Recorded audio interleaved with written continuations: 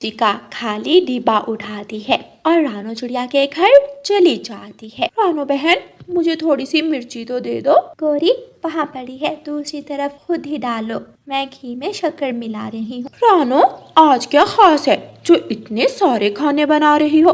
गौरी बहन, मैंने आज तोते और कबूतर की दावत की है। शाम को तोता और कबूतर मेरे घर दावत खाने आ रहे हैं, इसीलिए मैं तरह तरह के खाने बना रही हूँ। अच्छा, सिर्फ तोते और कबूतर की दावत की है? हाँ, सिर्फ तोते और कबूतर की। गौरी कवि मुंह फुलाकर बिना लाल मिर्ची लिए ही वहाँ से चली जाती है। गौरी, गौरी बहन, मिर्ची तो लेती जाओ।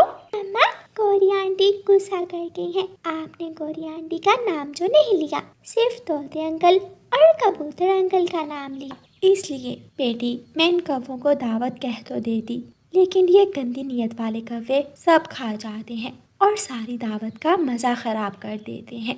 उस गंदी आंखों वाले की दावत, उस बड़ी चोंच वाले की दावत, और मुझे तो कोई पूछता ही नहीं है। गौरी, क्या हुआ? क्यों इतने गुस्से में हो? उस छोटी चिड़िया ने 100 तरह के खाने बनाए हैं उस तोते और कबूतर के लिए। हम पहले पड़ोसी हैं चिड़िया के, अगर हमारी दावत भी कर देती तो कौन सा बुरा काम हो जाता। तू मान ना मान, मैं तेरा मेहमान।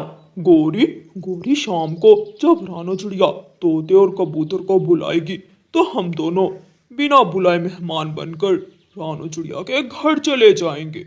लेकिन कालू, अच्छा नहीं लगेगा। मुझे डर है कि कहीं चिड़िया उस बड़ी चोंच वाले के सामने मेरी बेइज्जती ना कर दे। थोड़ी बेइज्जती के बदले अगर खाना मिल जाए तो क्या हर्ज है? रानो चिड़िया सारी तैयारी मुकम्मल कर लेती है। गुड़िया बेटी, खाने बन के हैं, जाएं आप तोते अंकल और कबूतर अंकल को बुला लाएं। मम्मा, मुझे पैसे दे दे, मैं घर वापस आते हुए दूध भी ले आऊंगी चाय बनाने के लिए। हाँ, ऐसा ही करना, बार बार जाना नहीं पड़ेगा। गुड़िया घर से पैसे और बाल्टी भी साथ ले लेती है। गुड़िया पहले तोते अंकल के पास जाती है। अंकल अंकल, खाना तैयार है, मम्मा आपका इंतजार कर रही है। हाँ बेटी, आप जाओ, मैं आ रहा हूँ। गुड़िया चली जाती है। ऐसे खाली हाथ जाते हुए अच्छा नहीं लगता। मैं चिड़िया के लिए मिठाई ले जाता हूँ। गुड़िया कबूतर अंकल के पास जाती है। अंकल, मम्मा बुला रही है, खाना तैयार है, आप जाएं, मैं दूध लेकर घर आती हूँ। मैं तो तोते का इंतजार कर रहा हूँ, तोता आता है तो मैं उसे साथ लेकर आ रहा हूँ। गुड़िया वहाँ से उड़ती है।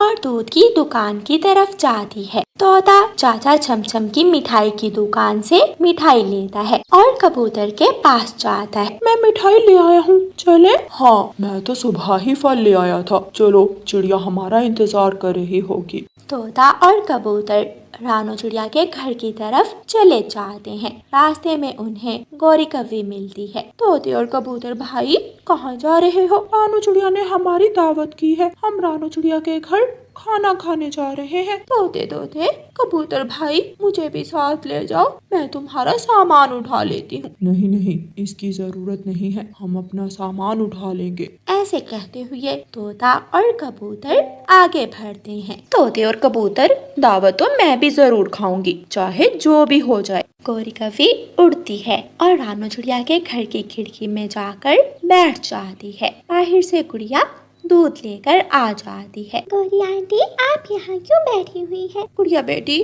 तोता और कबूतर आपके घर में दावत खा रहे हैं, मेरा भी दावत खाने को दिल कर रहा है, मुझे भी अपने साथ ले जाओ। गौरी आंटी, मम्मा डर रही थी कि अगर आपकी दावत की तो आप बहुत तंग करोगी। गुड़िया, मैं तुमसे वादा करती हूँ, मैं एक कोने में बैठ जाऊंगी और किसी को तंग नहीं करूंगी, जो मिलेगा खा लूंगी। तो फिर ठीक है, आप मेरे साथ आ जाएं, मैं मम्मा को संभाल लूंगी। गौरी कवि गुड़िया के साथ चली जाती है। गुड़िया, ये आप गौरी को क्यों साथ ले आई हैं? मम्मा, गौरी आंटी अब अच्छी आंटी बन गई है, अब गौरी आंटी किसी को तंग नहीं करेंगी। गौरी आंटी, आप वहाँ बैठ जाएं। गौरी चुप करके एक कोने में बैठ जाती है। रानो बहन, क्या करूं? तोता और कबूतर दावत खा रहे हैं और मैं बाहर बैठूं, मैं ऐसा नहीं कर सकती। प्लीज मुझे भी थोड़ा खाना दे दो। फिर रानो चिड़िया गौरी कव्वी को भी थोड़ा खाना दे देती है, लेकिन आज गौरी कव्वी अपना वादा पूरा करती है और कोई लड़ाई झगड़ा किए बिना ही बैठी रहती है। ऐसे चिड़िया अपने पड़ोसियों को अच्छा खाना खिलाती है। प्यारे दोस्तों, इस कहानी को लाइक, अपने दोस्तों के साथ शेयर और चैनल को सब्सक्राइब करना बिल्कुल मत भूलना। आपका धन्यवाद। रानो चिड़िया की ऐसी कहानियाँ सुनने के लिए YouTube सर्च बार में रानो चिड़िया की कहानी लिखें या फिर ये बटन दबाकर बोलकर कहें रानो चिड़िया की कहानी। दूध की बोतल, गरम गरम मौसम में ठंडी ठंडी दूध की बोतल।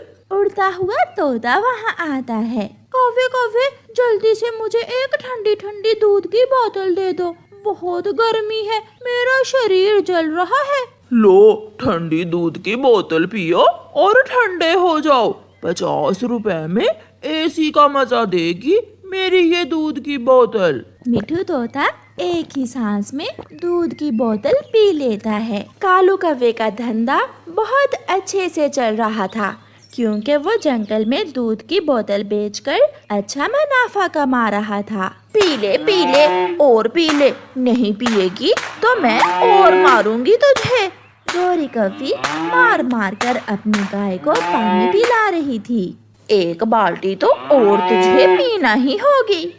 कालू कौवा भी वापिस आ जाता है। गोरी, क्यों मार रही हो इसे? पानी थोड़ा पीती है, अगर थोड़ा पानी पिएगी तो दूध कैसे देगी ये गाय? इसे मारने से अच्छा है तुम दूध में ही एक बाल्टी पानी की मिला दिया करो। वैसे भी इसके ज्यादा पानी पीने से ये दूध थोड़ी ज्यादा देगी। दिन गुजरते गए। कौवा और कव्वी दूध की बोतलें बेच बेच कर बहुत अमीर हो रहे थे, मगर फिर आहिस्ता आहिस्ता उनकी गाय का दूध बहुत कम हो गया। गोरी, अब क्या होगा? अब तो हमारी गाय का दूध बहुत थोड़ा हो गया है। कालू, मैं भी बहुत चिंतित हूँ। अभी तो मैंने अपने लिए सोने का हार भी लेना है। दरवाजे पर दस्तक होती है। कालू दरवाजा खोलता है। मामा जी, आइए आइए, आप अंदर आ जाइए। भांजे, बहुत गर्मी है, मेरे घर में तो बहुत गर्मी है। सोचा अपने भांजे के पास जाता हूँ और 2-4 दिन गाय का ठंडा ठंडा दूध पी कर आता हूँ। कालू और उसका मामा घर के अंदर चले जाते हैं। मामा जी, आपको क्या दूध पिलाएंगे? अब तो हमारी गाय दूध बहुत ही थोड़ा देती है, धंधा भी बंद हो गया है।